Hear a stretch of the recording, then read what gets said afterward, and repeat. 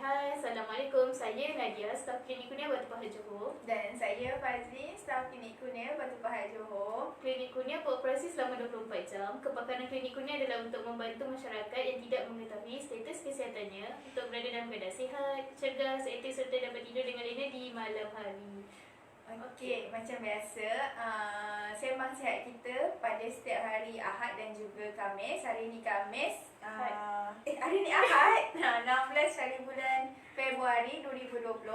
Kami berdua akan sembang sihat lah. Bertajuk penyakit ringan yang sering dihadapi di Tanah Suci. Okey, apa itu penyakit ringan yang selalu orang kena di Tanah Suci? Okey, para jemaah mudah mendapat penyakit kurang daya ketahanan badan, iaitu sistem daya tahan badan menjadi lemah dan mudah dijangkiti penyakit berjangkit. Ini disebabkan oleh beberapa faktor seperti keadaan cuaca yang terlalu panas ataupun yang terlalu sejuk, ataupun kekurangan air atau garam dalam badan, makan dan minum yang tak teratur, tempat tinggal yang sesak, ataupun jemaah yang kurang rehat dan juga keletihan badan serta mengalami usia yang lanjut. Okey, antara sakit-sakit ringan untuk jemaah haji ni seperti cerit-berit ringan, dan keadaan ini berlaku apabila mengambil makanan yang tercemar. Okey, selain itu juga bagi langkah pencegahan untuk sakit-sakit ringan ni, para jemaah perlulah rehatkan badan, banyakkan minum air 3 hingga 4 liter sehari, dan juga bersihkan tangan sebelum makan, elak makanan yang terdedah kepada lalat dan debu, elak makanan yang lama dan berbau basi, serta basuh buah-buahan sebelum dimakan. Tak semestinya basuh buah je, basuh semualah. Maksudnya macam buah, sudu. Selain itu juga dapatkan rawatan di klinik sekiranya mendapati simptom-simptom sakit-sakit ringan, dan juga makan ubat mengikut arahan doktor. Okey, seterusnya penyakit ringan ketika berada di Tanah Suci adalah kurang buang air besar lah. Ini mungkin disebabkan oleh jemaah tu sendiri yang kurang minum air, ataupun dia kurang makan makanan berserat lah, kurang makan buah-buahan, sayur-sayur. Jadi antara langkah pencegahan yang boleh kita buat adalah kena banyak minum air lah. Kalau boleh 3 hingga 4 liter sehari, terutamanya selepas menggunakan pergerakan fizikal yang banyak. Contohnya lepas kita jemaah buat tawaf ke apa ke, kena banyak minum air lah, 3 hingga 4 liter sehari. Banyakkan makan buah-buahan, sayur-sayuran. Ketika makan nasi tu kita kena banyakkanlah makan makanan yang seimbang. Jika minum air teh Arab iaitu syasi, selepas minum dinasihatkan untuk minum air lah segelas ataupun secawan air sejuk. Kena banyak minum air masak lah, jangan minum air manis. Okey, seterusnya. Okey, yang ketiga, sakit-sakit ringan lain seperti batuk dan demam sesama. Ini biasalah orang selalu kena kan. Hampir 90% jemaah haji akan menghadapi penyakit batuk ni semasa berada di Tanah Suci. Okey, antara langkah pencegahannya adalah banyakkan rehat, tidur yang cukup, lepas tu banyak minum air lah, seperti 3-4 liter sehari, terutama selepas menggunakan tenaga fizikal. Okey, selain itu juga makan makanan yang berzat dan juga berkhasiat untuk menambahkan tenaga kita, dan juga dapatkan rawatan di klinik maktab atau zon sebelum keadaan bertambah teruk. Okey. Okey, yang seterusnya adalah penyakit kulit. Penyakit kulit ni biasanya jemaah mungkin akan mengalami gatal-gatal dekat kulit. Lepas tu kering kat mulut, kat bibir. Lepas tu kulit pecah ke dekat mulut, kat bibir ataupun di tumit. Dan juga timbul ruam-ruam lah di sekitar badan, kecuali bahagian muka. Biasa keadaan ni berlaku disebabkan perubahan cuaca lah, khususnya bila di Madinah. Dia punya cuaca dia dekat situ mungkin sejuk, jadi kulit kita pun akan sempat kering lah sebab dah kurang air kan. Sebab tu kita kena banyakkan minum air. Jemaah kena banyakkan minum air lah. Dan seterusnya, kerap mandi dengan menggunakan sabun menyebabkan kulit menjadi lebih kering dan mengurangkan kelembapan terjadi pada kulit lah. Sebab sabun tu sendiri ada bahan yang menyebabkan kulit kering. Dan air yang diproses dari air laut juga boleh menyumbangkan kepada sakit kulit. Jadi apa langkah pencegahannya? Langkah pencegahannya adalah kurangkan mandi. Kurangkan mandi tak bermaksud tak payah mandi lah. Kurangkan je. Sehari tu mungkin dalam, biasa kita mandi sampai 3 kali ke, kita kurangkanlah jadi 2 kali sehari. Lepas tu guna stoking dan baju lengan panjang untuk mengurangkan kulit yang kering. Jangan biar kulit kita terdedah lah pada cahaya matahari. Jangan kerap menggunakan sabun. Jika perlu guna sabun yang ada pelembab lah. Jangan guna sabun yang kering. Guna lotion pelembab macam lotion Vaseline tu ke, untuk ni lah, lembabkan kulit. Sapukan krim atau minyak zaitun di tempat yang pecah, atau pergi je ke klinik Malaysia untuk mendapatkan rawatan. Seterusnya adalah, yang paling penting adalah untuk banyakkan minum air, iaitu 3 hingga 4 liter sehari lah, terutama banyak menggunakan, lepas kita menggunakan banyak tenaga fizikal. Dan lap kaki selepas mengambil wuduk. Keluar daripada tandas dan selalu memakai stoking ataupun sarung kaki. Okey. Sakit ringan yang seterusnya adalah hidung berdarah. Okey, keadaan cuaca tak menentu, sama ada terlalu sejuk ataupun terlalu panas. Boleh menyebabkan tahi hidung menjadi keras ataupun berkeping-keping dan mudah berdarah. So kat sini kalau kalau dah macam tu jangan tarik je lah, sebab kemungkinan boleh jadi berdarah. Okey, jadi luka. So langkah pencegahannya adalah kurangkan berjalan di waktu panas, atau dedahkan diri kepada cuaca sejuk, ataupun jangan selalu mengorek hidung dengan paksa atau kasar. Jangan paksa, jangan bagi dia keluar, biar je, nanti dia akan keluar sendiri. Okey, ini boleh membuatkan hidung berdarah ataupun hidung jadi luka. Dan itu juga lap rongga hidung dengan kapas atau tuala yang basah. Jangan paksa. So kena tarik tu, masukkan kapas yang basah ataupun picit hidung yang berdarah dengan ibu jari dari luar selama 1 atau 2 minit untuk menghentikan pendarahan.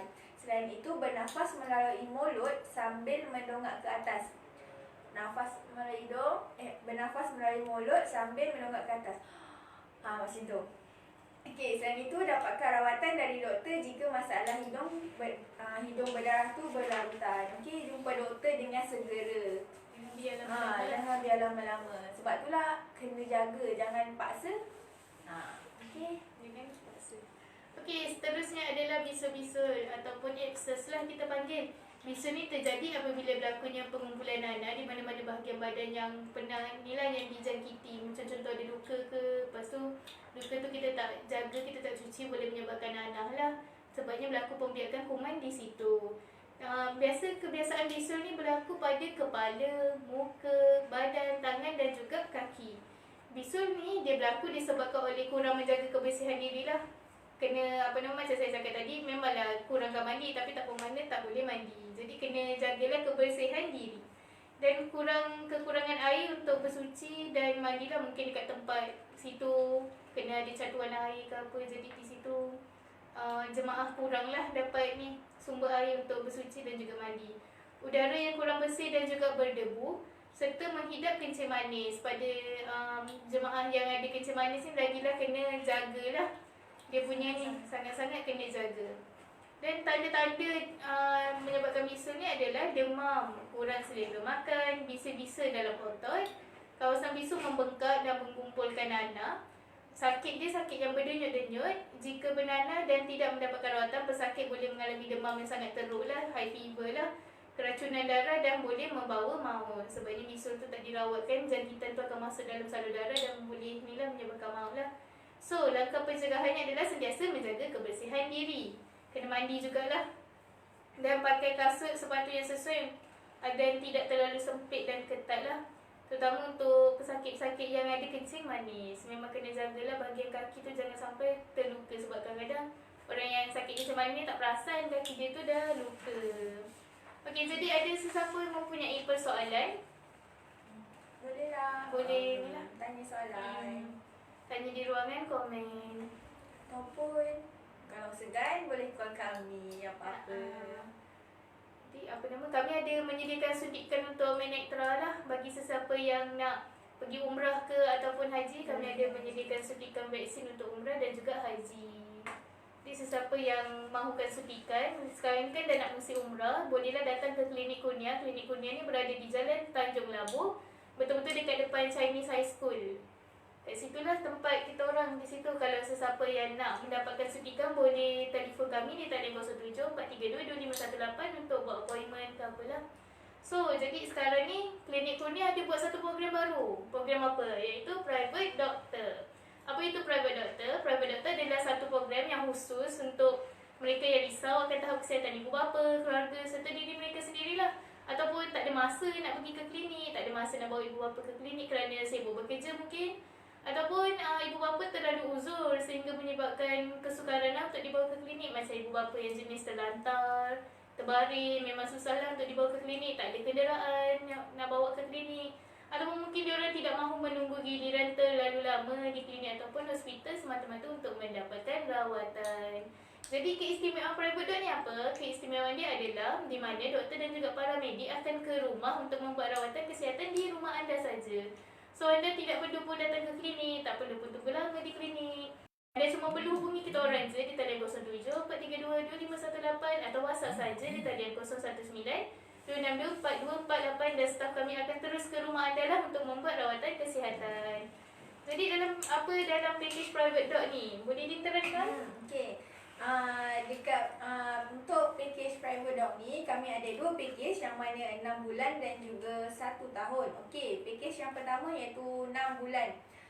Dalam package ni ada 2 kali pemeriksaan kesihatan, 4 kali pemeriksaan asas dan juga follow up oleh paramedik dan juga 2 kali doktor ke rumah dan keseluruhannya adalah 6 kali pemeriksaan di rumah. Dan untuk package yang kedua pula ialah package 1 tahun yang mana 4 kali pemeriksaan kesihatan, 8 kali pemeriksaan asas dan follow up oleh paramedik dan juga 4 kali doktor akan ke rumah dan keseluruhannya adalah 12 kali pemeriksaan di rumah. Okey, selain itu juga untuk package-package ni kami juga ada package lain seperti house call, nursing care yang termasuk seperti wound dressing, CBD, IV drip, ECG, rice tube dan juga injection. Serta kami juga ada package fisioterapi dan juga medication delivery serta head screening. Itu antara package add-on lah orang kata, selain daripada package dua package tadi tu. So boleh package tambahan lain tu sekiranya ada yang ambil package 6 bulan atau 1 tahun ini. Jadi akan dapat harga lagi murah lah sebab dah termasuk dalam package private doctor.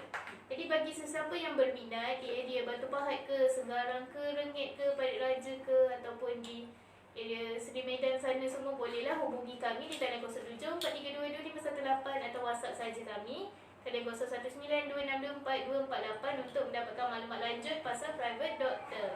Okey, seterusnya adalah pada 18 Februari 2020, hari Selasa tak silap saya, klinik Kurnia ada membuat pemeriksaan kesihatan di Balai Raya Kampung Parit Jaya, Seri Medan. Jadi di situ kita akan buat pemeriksaan kesihatan percumalah bagi sesiapa yang mencarum pekeso berumur 40 tahun ke atas atau bagi sesiapa yang dapat bantuan sara hidup iaitu BSH ni, ada peka B40 lah di situ. Akan dapat juga percuma yang berumur 40 tahun ke atas. Tapi kalau contoh anda tak tergolong dalam mana-mana tu, kita ada buat pemeriksaan asas lah percuma juga bagi sesiapa yang nak. Kita di situ kita akan cek tinggi, berat, BMI, tekanan darah dan juga gula dalam darah. Jadi bagi sesiapa yang berkelapangan dan berkesempatan di area Seri Medan, bolehlah datang ke majlis kami Dan jumpa tim kami di sana. Bila lagi nak jumpa kami? So ramai-ramai, so siapa-siapa berdekatan, yang dekat, yang ada masa, bolehlah luangkan masa anda semua dengan tim kami di sana. Okey. Nak tanya soalan ke apa, nak tanya tentang private dog ataupun tentang klinik, boleh je. Boleh datang jumpa tim kami. Okey. Klinik kami buka 24 jam tau. Jadi kalau tengah-tengah malam tu pun tiba-tiba nak sakit perut ke boleh datanglah di klinik Kurnia sebab kami buka 24 jam. Pukul 12, pukul 1 pun masih buka lagi. Waktu cuti pun kami akan buka operasi seperti biasa. Operasi seperti biasa. So kalau macam ragu-ragu ke, boleh je call kami. InsyaAllah kami akan jawab. Kami akan bantu. Kami akan bantu anda semua. Okay, ada apa-apa persoalan? Okey. Kalau ada apa-apa soalan, pertanyaan, bolehlah hubungi kami atau WhatsApp saja kami di talian 07422518 dan WhatsApp kami di talian 0192624248 dan kami akan membantu anda. Jangan segan-segan dengan kami.